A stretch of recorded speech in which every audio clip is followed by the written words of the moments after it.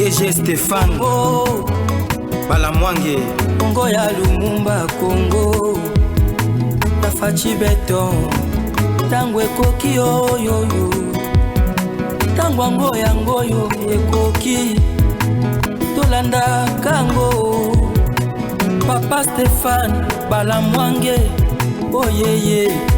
Chers compatriotes, en direct de rue de Sandoa. Sandoa, c'est un territoire où il y a province, il y a Lualaba. Chers Congolais, sur terrain, comme d'habitude, enquête.com, accompagner les autorités, accompagner les députés nationaux, le ministre, et accompagner presque tout le monde qui travaille pour la République démocratique du Congo. Et à Sandoa, nous sommes là, derrière la princesse Adèle Kainda Maïna, ministre d'État en charge de portefeuille. Alors, il y a cadre, il y a voyage, il y a action de grâce, kokuta na bandeko na ye, komona bandeko, komona baninga, komona bana et kosala makambo ebele. Alors aujourd'hui, nous allons d'abord parler d'un dossier très important. Il y a Stani Boujakera. Stani Boujakera, depuis qu'il a été arrêté dans le service à l'État, makambo ebimi ebele. Nous allons essayer de vous dire la vérité zanine au sujet de makambo Stani Boujakera. Tokota na bozindo ya makambo ezozala ebele na kati ya émission oyo. Avec maître Joël Kitengi. OK? Merci beaucoup. C'est parti. Tata, bonne. Madame Kimezali. Ouais. Na balabala na kati ya Lualaba profond. Nous disons Lualaba au-delà de Kolwezi. Ouais. Na balabala ya Sandoa pemele lingomba monene ya missionnaire babengi nani pemele ya cathédrale monene ya ba méthodiste. Méthodiste. Simakuna lingomba ya Simo Kimbangu. Juste une phrase par l'introduction. Vous savez pourquoi les kimbangistes ont bâti un temple Oyo Mama de la Kekotongela Bango Sikana? C'est là où était la prison. Ya Sandoa ya Kala. Et Papa Simo Kimbangu avait été arrêté et mis en prison ici. Donc prison ya liboso oyo Papa Simo Kimbangu à côté ezalaka na Sandoa. Na Sandoa place wana, et c'est ainsi par révélation ces gens ont mis un temple en mémoire de la prison qui était là oyo wapi batiaka Papa Simo Kimbangu. Et le temple aujourd'hui mutu oyo atongi yango princesse Adèle Kainda Maïna. Exactement, puisqu'à cette époque, Papa Simo Kimbangu azalaki subir ce que nous appelons le dédoublement. Akobima na Sandoa, abimi na Mbanzangungu, abimi na Kinshasa, et il s'est retrouvé dans 3 prisons au même moment.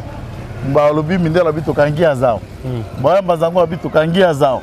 Baya Kisangani kuna tokangia na Matadi Mayo kuna labito moni azao. Na Mbudi kuna na Lutendera labito moni ye azao. Et il a apparu dans plusieurs occasions, dans plusieurs fois, et nous sommes dans cet endroit mythique. C'est une prison qui a existé, mais aujourd'hui, elle est sous terre. Et voilà là où nous analysons question et un sujet d'actualité pour permettre aux Congolais. Merci. De découvrir le Congo profond. Au Bandi na prison, et au moment où je te parle, Stani Boujakera, l'un des journalistes congolais, notre presse en ligne, l'un, il y a partenaire, il y a Jeune Afrique, Kangiye. Bazo reproché Makambo, ya ki abimisa ki ba faux bruit au sujet à Liwa ya Chirebe au Kende, Bakarangi Chirebe na ba service à l'État, ba torturé, ba bomie na niveau ya demi-ap selon Stani Boujakera, et ba miso ba lobby non, Stani abimisa ki communication et ministre, il y a défense, na kati ya conseil des ministres, il y a eu un peu beaucoup de choses autour de tout ça. Expliquez bisonan Stani Boujakera. Bon, dans le fond, Stani Boujakera, naturellement, je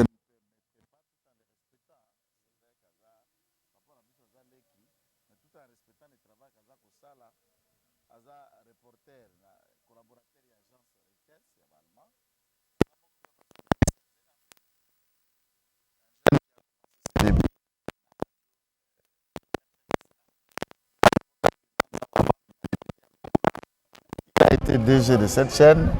Et Edmond Izuba, Oyo et beaucoup d'autres personnes que je connais l'ont réussi. Il n'était qu'un diplômé d'État. À cette époque, et il s'est lancé dans la presse, comme beaucoup d'autres d'ailleurs, qui commencent la presse avec un diplôme d'État nécessairement. Tout en respectant les diplômes d'État, il faut considérer que Bazalaka, à peu près entre l'intellectuel et l'illettré. Et ma diplômé d'État, ce sont les semi-illettrés. Semi-illettrés. Alors, c'est à ce niveau, à Ekokoba. Cet article dont il a fait publier dans le journal et à Jeune Afrique, il est aussi noté que dans l'équipe communicationnelle de Lubumbashi, depuis Tchani, de Lokala, de Paulette Kimuntu, Sami Boudiakera en fait partie de l'équipe communicationnelle de Moïse Katumbi à Kashobwe, dont il essaie de tirer des ficelles de part et d'autre en rapport avec la mort de Chéribé Okende, qu'il faut noter que ce n'est pas un ange. Et ce n'est pas la seule personne qui, sa mort, peut être comme si le ciel va tomber sur la tête des Congolais. Non, les Congolais meurent tous les jours. Et il n'y a pas un super Congolais. Ne considérons pas que ceux qui m'ont dit député, n'a commis le sous Congolais double fois ou 4 fois. Non, même pas. Et Oyali, Biso, Pousser, toi enseignant, toi soldat, toi policier congolais, eh bien, l'Iwanaye, il faut les canodins. Article Wana, M. Molière a relayé ça na kati ya chaîne na bango ya Kashobwe. Ouais. Dans une émission qui est animée na Paulette Kimuntu. Nani Mami Paulette Kimuntu. Ne va kende ko sala na tantine na quartier. Cette émission il y a Asololi, au cours duquel Molière a soutenu Mordekis la théorie qui a été mot à mot de l'article publié par Sami Boudiakera dans Jeune Afrique. Lequel article les a incriminé de Miam, sans preuve et sans vergogne, et ils soutiennent que ceci est un rapport secret de l'ANR et ils ont eu accès au dossier secret de l'ANR. Lequel ANR? Proche de Kashobwe, proche de Kingakati ou quel élément? Pour des raisons, puisqu'il s'agit du service de sécurité, là, ils sont très regardants. À travers le monde, que ce soit la Mossad, que ce soit FBI, que ce soit CIA, que ce soit service secret français, tout article qui t'a à compromettre authenticité, efficacité pour la sécurité, le service regarde avec un bon œil. Lequel on l'aurait torturé, il a subi et tourna qui n'a drame, bazala qui n'a intention à nater, mutukare yaki, mutuana mona kite, il a été bel et bien dans la cour constitutionnelle. On est allé faire dans des affirmations. Qui est le témoin? Lequel des agents de l'ANR qui était là à la cour, qui a trafiqué? Eh bien, c'est un article acheté en quelques billets de banque dans Kashobwe, oui. Et Chamala National a relayé cette tweet. Ainsi, les services de sécurité l'ont interpellé pour des raisons évidentes, puisque les gens pensent qu'être journaliste, nous apprécions, c'est une profession libérale, indépendante, mais ils appellent quatrième pouvoir. Mais dans la mesure où vous ne devez pas, comme on le fait dans beaucoup d'autres cas, au commis journaliste d'individus, journaliste d'un groupe d'individus, et tout article les a coloriés, teintés, pour tirer dans les draps sales assassin Chéribé Okende, qui est connu de tout le monde. C'est M. Soriano Daniano, alias Katumbi Chapwe, Ndemo Bomi, qui est revenu dans ses propres méthodes, Nenga Salaka na Kadiombo, Nenga Salaka na Pasteur Lukusa, Nenga Salaka na Batunyo Soana, il est revenu dans ses propres méthodes. Et à ce stade, cet article est aussi l'une des raisons que les services de sécurité l'ont interpellé. Est-ce que c'est pour taire la vérité ou bien c'est pour... Non, c'est pour éclaircir, puisqu'à ce moment-là, Moto appelle ça qui est élément d'un article à la part de la vérité. Nalikambolita liwa chelbe, puisque justice a koluka vérité yebana. Nana boma qui est, nana kota ki likita yango, et ça le maka wapi, na motindo wapi. Et pourtant, on se découvre qu'un journaliste a des sources. Alors, ça aide la justice, non? Oui, ça aide la justice. Pour que yuluka koyeba, source naye, et ça le maki ndengenini, ce genre de détails-là, et qu'on peut s'en dire là, tako bazouzi bako kende ko fixer le dossier en gona kati ya. Il y a tribunal, on aura maintenant des éléments clairs de quelle manière ça s'est passé. Puisque pour ma part, je ne peux encourager tant bateau ya demia, to ya aner, moto o mokota kirikita, ya liwa honorable Chéribé Okende, so qui azali ya demia akangema, so qui azali ya aner akangema. Mais on ne peut pas se lancer dans un article imprécis, vague, où il se prête une source, un rapport secret, un rapport confidentiel qui ferait que non, Batouana va qu'il kokota. S'il y a un rapport confidentiel, oui, comme ça que Batouana bango bakota qui yango accès. Même un agent du service de renseignement qui a mis, par exemple, un rapport interne de service à la place publique, ils ont déjà une faute lourde et grave. Bien sûr, c'est et de toutes ces questions-là, ça va aider le service de sécurité à Koyeba. Batonani bazana katianer bazako travailler contre l'État, pour l'ennemi et pour fragiliser l'appareil sécuritaire. Donc, dans un état de droit de Stéphane, l'interpellation est une règle. Et que ça les maka. Bako bengaka, bako kangeka, bako kondanaka, bako libérer, bako acquitter, bako foutissa amende. Donc le droit a réservé la réponse à tout un tas de causes, ce qui concerne. D'où l'interpellation d'un citoyen à travers le monde, c'est naturel, c'est ce qui se fait à travers le monde. Mais pourquoi chez nous, une interpellation, enlèvement, ça c'est le premier point. Le deuxième point, on nous parle aussi, il y a communication, il y a ministre, il y a nani. Il y a défense. Défense, dans le conseil de sécurité, conseil de ministres. Est-ce que ce qui ministre aïe, étant patron du secteur, dans le conseil de ministres, a sali communication, il y a makambo, il y a domaine, il y a secteur. Ce que je voudrais savoir, makambo a publié en Goma Bezali. Non, hier d'abord que nous pouvions nous poser la question comment se déroule le conseil des ministres. Oui. C'est un conseil de ministres, ce qui est dirigé par le président de la République. Certes. Ce qui est dirigé, le premier ministre est conseil du cabinet. Oui, c'est connu. Il y a ça le conseil du cabinet. Maintenant, qui assiste dans une réunion avec le président de la République? Ce n'est pas tout le monde. Bon ministre. Bon ministre. Il y a trois hypothèses. Ouais.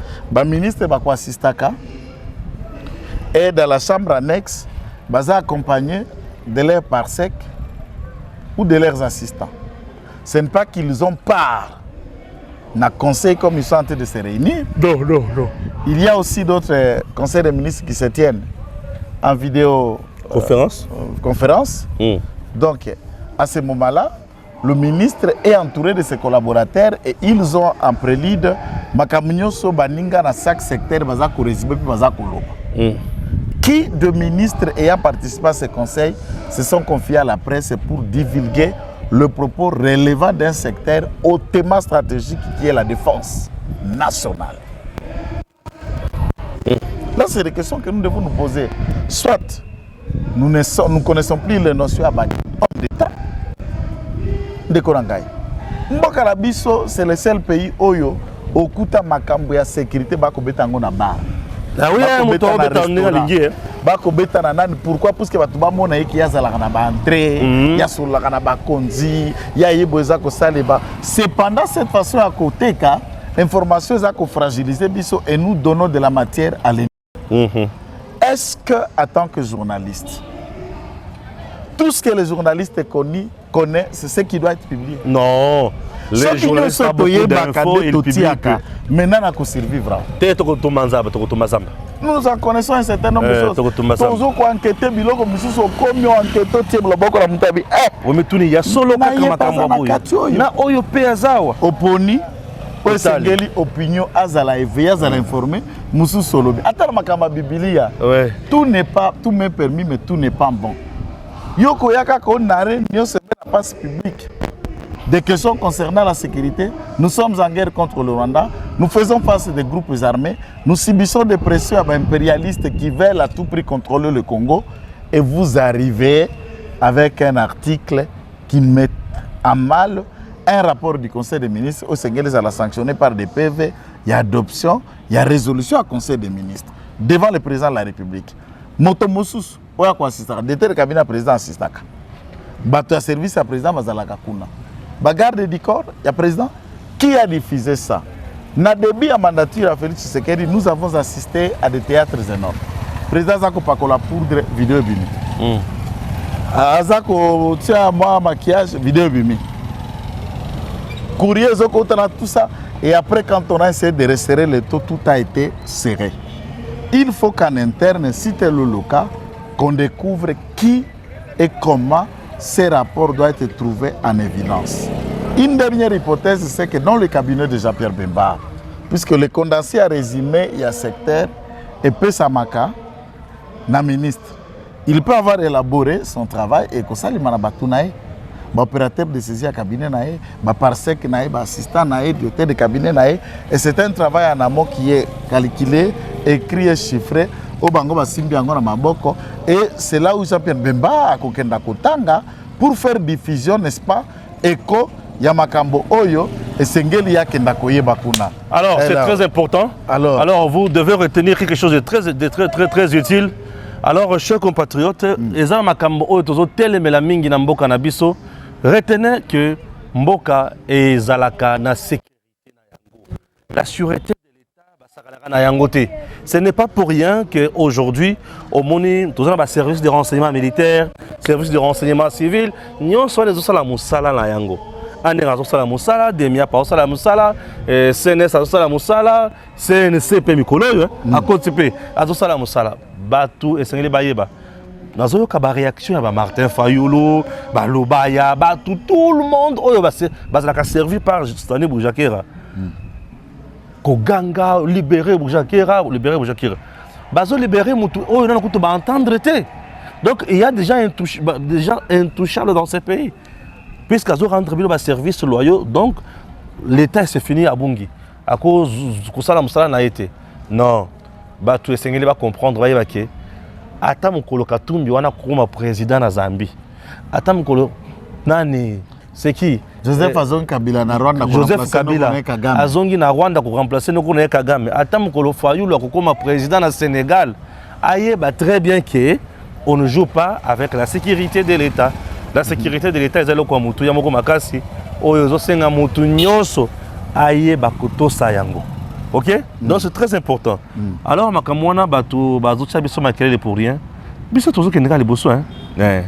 Je sais que j'ai comme dictateur, je sais que j'ai comme ceci. Est-ce que vraiment makamwana sur tokolo bakisika comme dictateur? Tolale tolamuki tomoni pe batu abandi ko déposer ba candidature. Na moni Rex kaza a déposer candidature de Kindoki. Oh, ça c'est la sorcellerie. Toi tu ne connais pas Rex Kazadi? Je le connais pour aller avec lui. Je le connais pour aller avec lui. Non mais Rex Kazadi c'est un gars. Il gars. n'aura pas même dit pas. Non. Je vous dis. Rex c'est. Hein? Mais c'est un gars intelligent non? Intelligence ça veut dire quoi? Et ça veut dire quoi? Intelligence, popularité et la capacité à vouloir diriger un pays comme le nôtre, c'est différent. Qui le connaît? Donc oyega ko la muki boyena l'arno ya libanga na poto. Oui, vous boire $100 000 ya libanga ya caillou. Bien beaucoup yebi que vous avez dit voter. Reste qu'à dit tout cela na ningi ya honnêteté, sans insulte ni que manquer respect avec mon compatriote. Reste qu'à dit est populaire au Congo que Joël. Non. Attends la kini, tout tambola la va venir. Mais à Kenya ça on attend Kabila. C'est du passé. C'est du passé. Tout tambola la va venir à Kinshasa. Rex Awa qui tenga par Banobel là. Bon, je ne sais pas. Même tu vas combien il a dit tenga. Alors si on a qu'à postuler la présidentialité. Muto e bioté. Na la voter yo. Ah. Mais en dehors il y a Rex Kazadi. Na mon épée garçon c'est qui? Et oui peut qui postuler son nom m'échappe encore. Le petit kabiliste ici c'est qui? Tu connais? Non, cette qui n'a pas été. Nani Constant Mutanda. Constant Mutanda. Wa mususu Kindoki yangoana. Kindoki yangoana. Constant Mutanda a postulé na Lubao Awa. Na Lubao comme candidat député national. Nojek et Atenya qui s'est été. Ils ont été c'est la représentativité, ni c'est à conseil électoral. Oui. Et il n'a pas été élu député d'abord. Ok. Il revient. A tenté dans l'élection sénatoriale. Il a eu 0 voix. Ouais. C'est 4 ou 3 voix et monsieur sénateur. Bimi n'a 0 voix. Alors dites-moi, est-ce qu'on peut faire sensation? On veut faire 17 Kikouni ou Diada Bombole ou de Kumba ou Pasteur Maluta, des gens qui se sont réveillés un bon matin et dit on a dit que tant que vous avez face à Bakanda, le béton national. Mais Kabila a s'enrôler quitté. Ce qui veut dire à repostuler. Il ne peut pas postuler pour 4 raisons. La première, cet individu ne s'est pas enrôlé.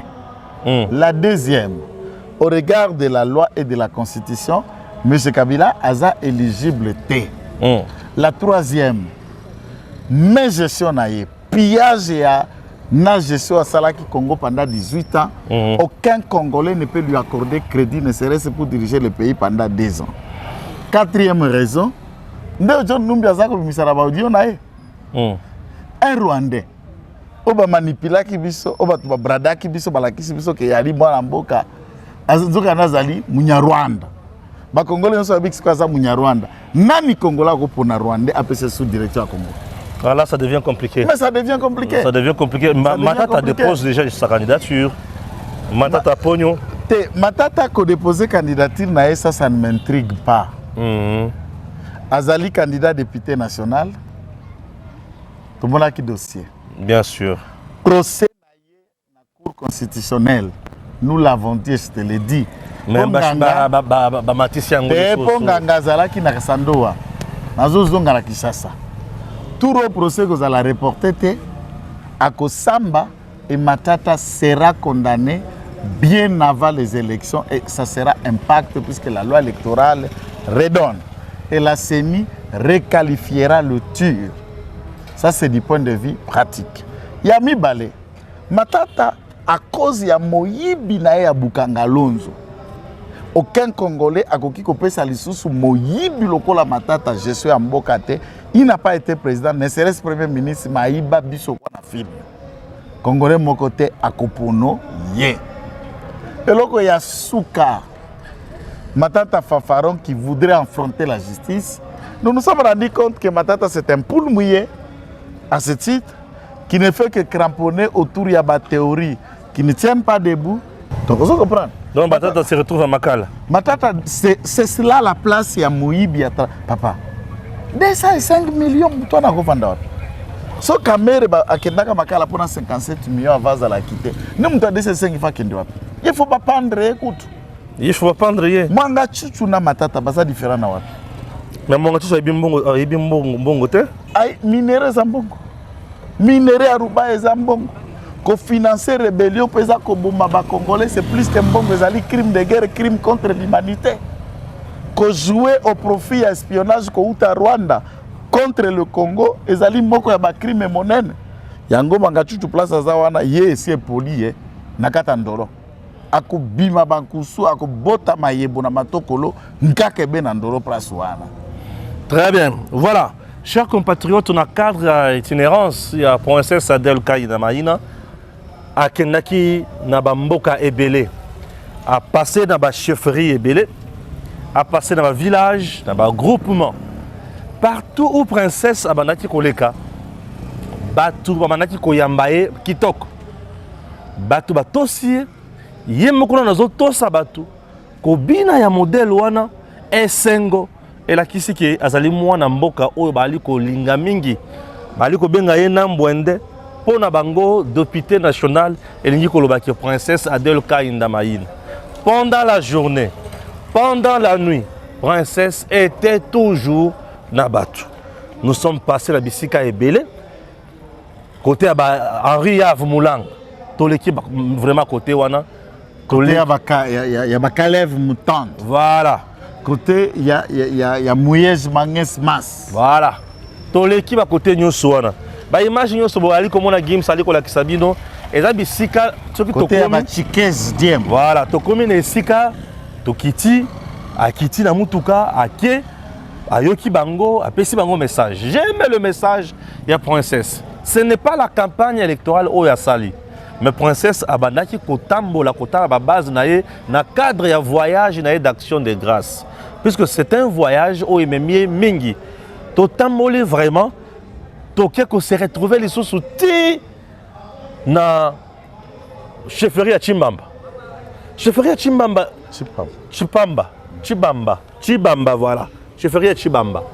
Chefferie à Chibamba wana. Seigneur Jésus. Maïne katisi chefferie. Donc maïza leki wana batu na ngambo kuna batu mususu na ngambo kotoy. Et pour comme bisika wana il faut la mutema. Maï wana iza rivière Lulua. Bisika moko oyo tomoni makambo ya somo. D'abord, je vous propose na tchela bino moi élément moké oyo. Comme ça tozonga pour na jouer la meka ko sala pe analyse na commentaire sur makambo nyosona. Nous sommes dans les Sandoa, précisément dans la chefferie de Chibamba. Chibamba, c'est à 95 km de Sandoa, chef-lieu. Ici, séparation, il y a chefferie Oyo. Ils ont un maille. Bateau Mouné Awa, Baouti Nangambo Kuna, Bakatisi Rivière Loa, Maillé, on a Koyamba, princesse Adèle Kainda Maïl. Yaya, politicien. Ceux qui Bakatisi, Balébona Koya Yambayo, c'est que Pesa Balengakao. Et je me suis rendu compte aujourd'hui que princesse, ici bazamba na bazamba koto pour ma place. Donc c'est un peuple qui est presque abandonné. Mais il y a Ayakati, et Batounon, c'est pour la princesse Adèle Kainda Maïd. Chers compatriotes, nous sommes très heureux. Il y a Goyebi Sabino qui est politicien, c'est que nous avons mis ça là, malam, de ce côté, député national égal, princesse Adèle Kainda Maïd. Oui, Stéphane Balamwang, je suis là, ok?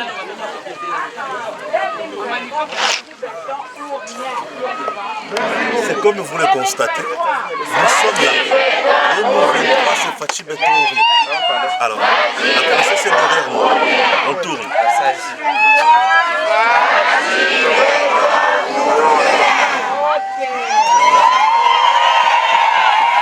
Voilà, cette foule est venue répondre à une dame de fer, princesse Adèle Kainda Maïd. Tout ça l'itinérance, madame Fifi Masuka Tikali ko salate. Tout ça l'itinérance, batubeli basalité. Vande na mutuka olembi. La rivière, c'est la rivière Louloua. Si vous regardez bien, dans le Kasaï central, nous avons ce que nous appelons le Benaloulua. Le Benaloulua porte le nom de cette rivière. Rivière Louloua. Avant le démembrement territorial, c'était un district de Louloua. Alors aujourd'hui, gardez Kakakomboya, nous Benaloulua. Une grande rivière. Ceux qui ont voulu la Enoki, vous avez Singa Oi. Ceux qui ont voulu la Enoki Singa, on a des mots qui traversent Akabat. Vous l'avez comme Mayo et Matakati au niveau de Singawana. Ceux qui ont voulu la Enoki Mayo et Matakati au niveau de Singawana. Pas facile. Plus dans un côté de Maawa, Maï Zana Muzinga ya Kosaganate. Donc on a la banga Maï Mingi, la Ketina Katikunate. La Kotiku risquette. On ne joue pas avec la vie. On ne vit qu'une seule. Mais quand même, on est là pour l'amour du pays, dans les cadres et enquête.com. Vous aurez d'autres détails avec Joël Kitenge. Comme d'habitude, Gims c'est le coup derrière la caméra, les maestros. La case d'itinérance, princesse, attends-moi qui ma casse. Nous avons salué combativité naïe, confiance pour le peuple Zarango, Kobandaba na Mike, Bino Benga princesse, Bamsou Mama Adèle, Bamsou honorable, Bamsou excellence. Kuna bango nyoso ana bazate.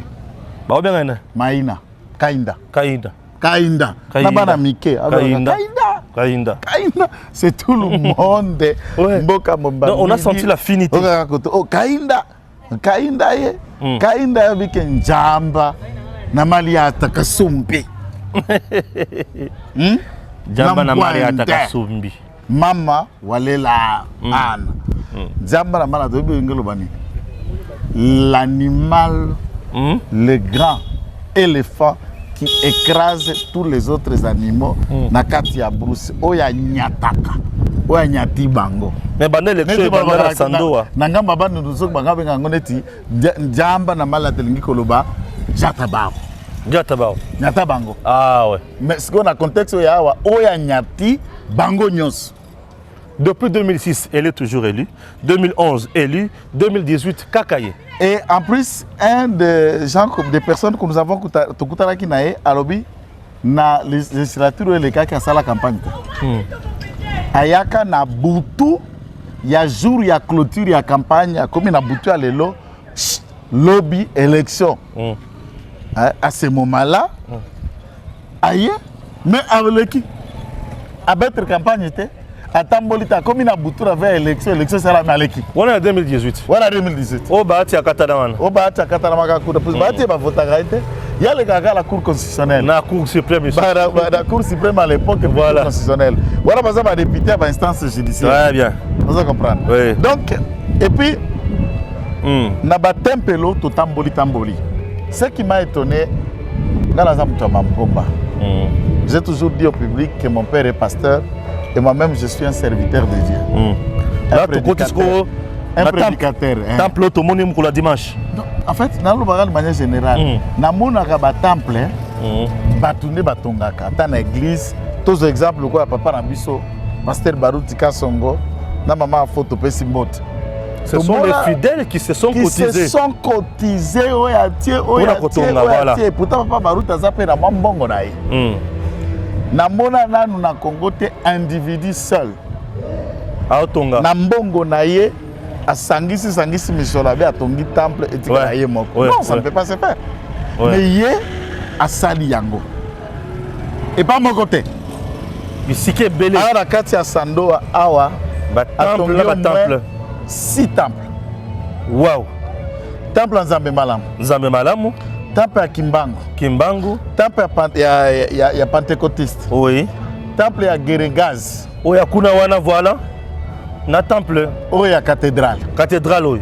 Alors il y a eu culte dans la cathédrale. Il y a moko dazo tonga wana de 0 francs au dernier franc. Mbongo na emoko. Neti ya cathédrale na vandi Nathalie e bakata ya cathédrale. Gims la kisa bango e bakata ya cathédrale. Yango wana bali komona. Tala e bakata ya cathédrale. Atongi yango po aza politicienne te. Atongi yango po na kozongisa matondo epai ya Nzambe ndenga batelier, ndenga bateli bana na ye, ndenge abatelier na musala la makambo nyonso. Nzambe asali ngolu ya makasi. Et puis on n'est pas fini. Oui. Ah, ce que la Timbalanga, temple à Timbalanga. Atongi susu la Timbalanga. Temple à Kamfankumba. Wana nebe sera tokende. Temple à Kasanji. Ah oui. Ba temple Otokendeki n'est pas chef de groupement Nambako. Temple à Mbako. Vous appelez le temple mususu ya Mwachisengi. Temple à Mwachisengi. Et il y a des temples dont elle construisait azalaki nanu ata ministre te. Député national. Voilà. Un peu de résumé. Elle a pu construire plus de 15 temples. Na Congo Awa, dans l'histoire de ce pays, aucune personne. Mundele Tonani. Yayete. Yeme ya tonga temple le bongo te. Yayete. Oh là. Temple dans Nzambe Malamu. Très bien. Temple là baï kimbangiste. Temple là baï pentecôtiste. Temple là baï Geregaz. Des communautés au assemblée la kate. Yemoko ali méthodiste. Et au commun à temple nga moko na église na biso to sala collecte ya achat à parcelle na construction za na saka ciment nkamba ya nkambe papa simo kimbangu temple les oko tongama na ntinsangi na mabonza mutu nyonso batongi musée kimbangiste batongi temple la kimbangiste la cité d'Nkamba la résidence ya papa simo kimbangu tout est fait par la cotisation des fidèles mais une seule brebis fidèle yemei atongi ba temple ndeko mutu abongo po longa il faut na no longa voilà. Puisqu'à Tienjambe Banyongo na dimension, je me demande est-ce que pour vaincre une telle dame, tu vas faire quoi? Ah, pardon. Là maintenant, dans le résumé, il y a culte d'action de grâce. Mokolo ya dimanche. Oui, alléluia. Chers compatriotes, Mokolo ya dimanche, aujourd'hui nous sommes déjà lundi. Mokolo ya dimanche, retenez ceci. Nous sommes déjà 9h. Basali Nzambe babongami, tandami bakoti na molongo. Babandi koya ye moko princesse Adèle Kainda wana za ministre te wana diagonesse mama Kipendano alati jaune alati ye moko exceptionnel te balati bango nyonso ndenge moko balati wana bazo ya kobina rythme ya kitoko après étape wana tokomi na étape mosusu sikoyo ya kosala remise ya ba clé pona ko kata ruban ye wana zo kata ruban. Ah oui, bakati riba. Pourquoi? Parce que les gens qui batongi, bakati riba, bapesa bango accès ba sambela. Et puis tu as les bosso ou ta batonga temple oyo yangoyo. Bakati ruban. Ba remettre ba clé. Alors, et le quoi mutouya le moment le plus attendu. Des moments où j'aurai la console à commentaire. C'est quel moment? Suivez ça, tant on va aller ko sambela pour la princesse. Père de gloire et de grâce, d'amour, de bonté, de miséricorde, nous te disons sincèrement merci pour ta servante, pour cette œuvre qui vient s'ajouter aux autres œuvres qu'elle a déjà posées pour toi. Nous te bénissons pour son sacrifice. Nous te bénissons pour son engagement, pour son dévouement à ton œuvre. Nous relevons au trône de grâce en ce moment Voici, Seigneur, devant ta face, ta servante, tes serviteurs autour d'elle, pour te la recommander à cause de cette œuvre qu'elle venait de poser pour toi. Sisi zote tunaguswa kwa sababu ya hii kazi. Ndio maana tunaunga mioyo yetu, tunaunga masauti yetu, tunaunga mikono yetu, sababu ya kumlombea kijakazi wako huyu na kumtoa kwako, Mungu wa neema, Mungu wa uwezo na wa nguvu yote, na Mungu wa baraka.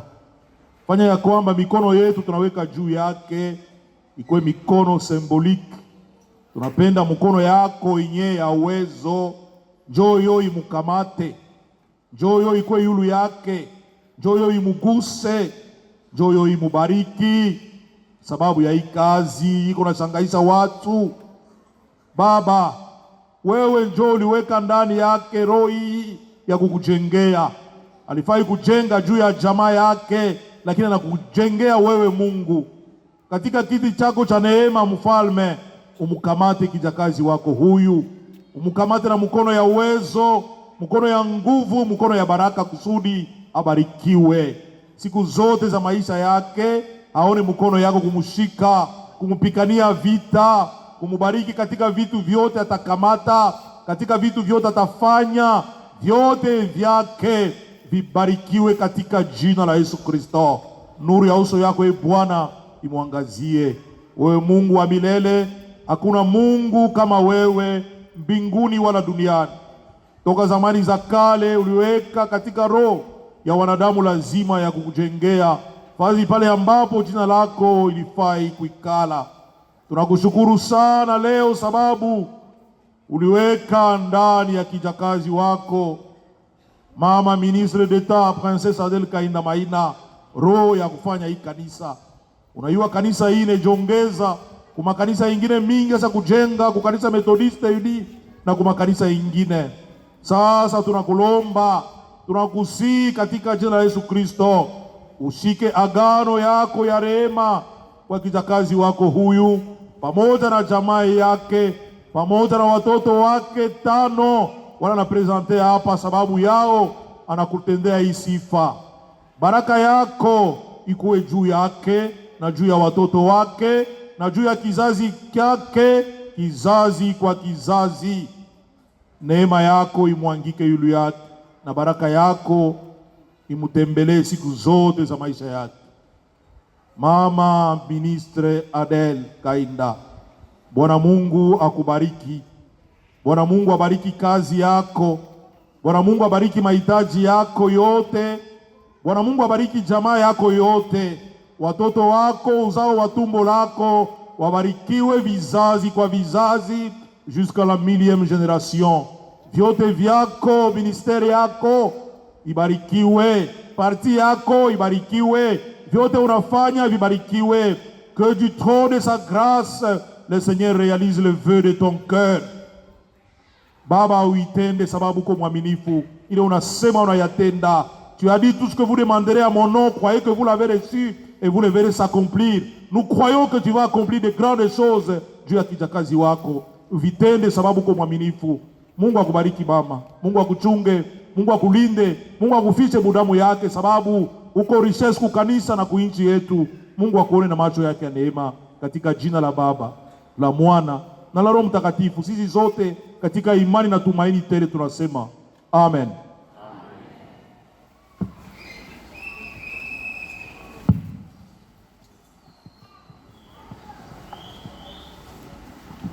Tunaweza kupiga mikono. Wandugu wa pastor, aksanti kwa malombi kwa kujiunga nasi.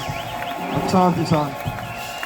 Je dois vous avouer une chose, et je remercie infiniment le chef de l'État, le président de la République, Félix Antoine Tshisekedi Tshilombo, Josué de la RDC, le premier président depuis 1960 à dédier le pays dans les saintes mains de Dieu.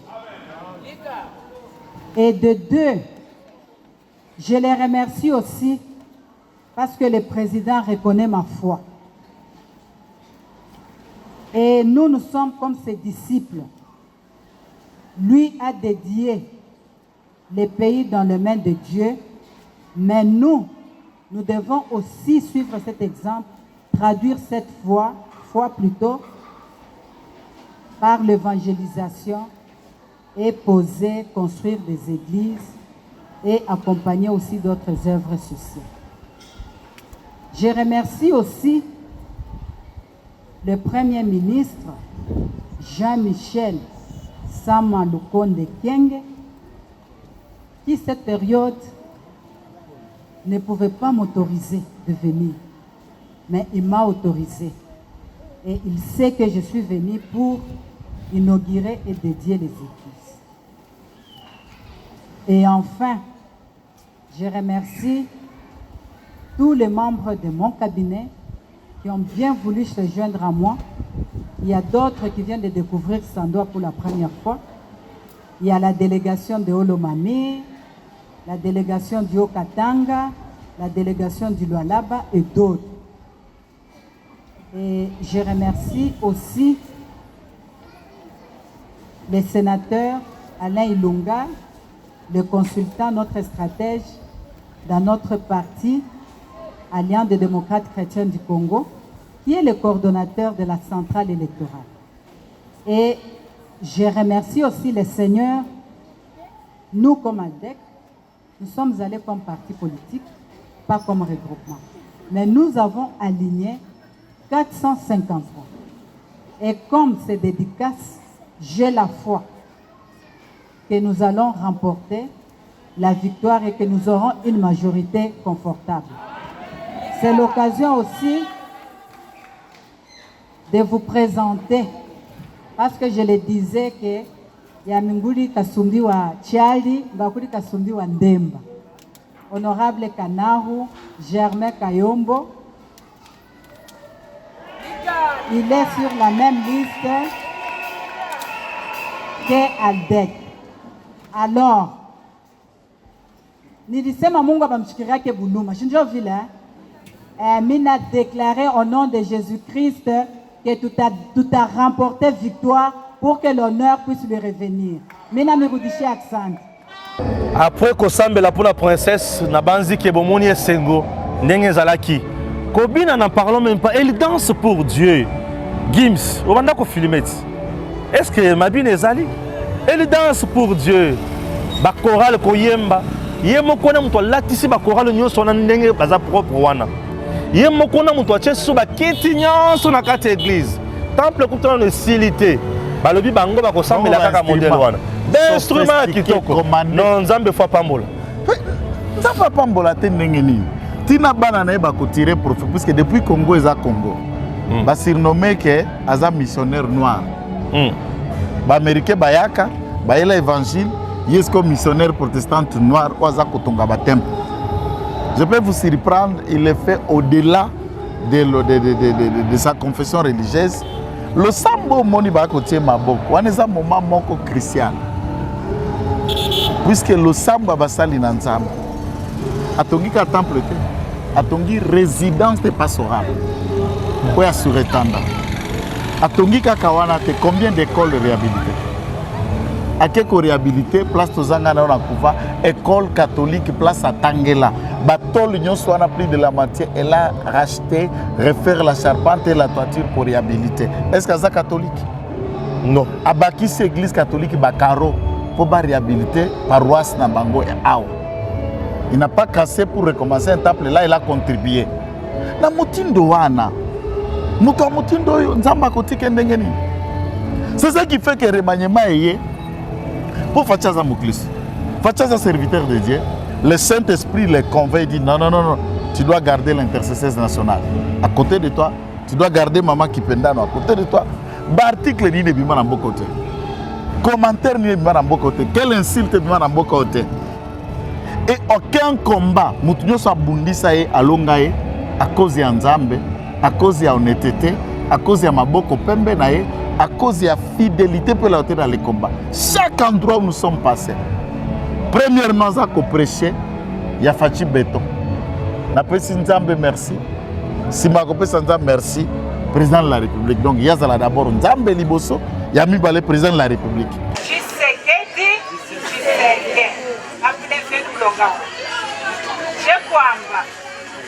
Depuis 1960, ma gouvernement est Balika. Quand kama gouvernement yote hanapata mwanapo wa Sandoa wa Lualaba comme ministre d'État, ministre du portefeuille.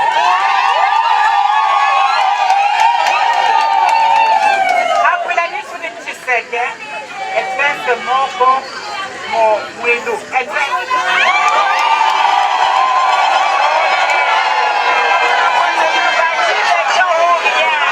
En train de le présenter dans Lualaba, j'ai attendu un élément. Tant que tu as là, kuna la chipap. Bato bakati se bale balobi ote, turuana soki to yaka ebelete, po biso awa, to sepeli po memeli biso Tshisekedi. Turo yena Tshisekedi, biso to sepeli, biso na Tshisekedi, po Tshisekedi atala makambaza kosale la biso. Et dans cet endroit, nous avons vu ici. Abimina église bachaire ba oteka biloko ba thermos ba mapapa biloko akoti na boutique lobby oh awa bachaire bazoteka asombi biloko nyosa oteka wana oui asombi biloko nyoso wana ba bimilekela la balabala sac de luxe lipapa ba thermos ya fufara mineno tangola kamata donc maman ndoleka na c'est inattendu moso tandolela Abimi lo baki na boutique on a likolo ko na katika. À côté la boutique akitisi biloko au-delà de $1000. Abimi libanda atalika batu so zala ibanda Yozwa pagaille. Donc mama donc awala Sandoa so pena muntu amilingi longola makolo. Omilingi longola makolo kenda na yango tu nazomona azopesa bisombote. Voilà tozala o équipe choc. O équipe choc. Le mabakolo. Gims lo sako yango wana.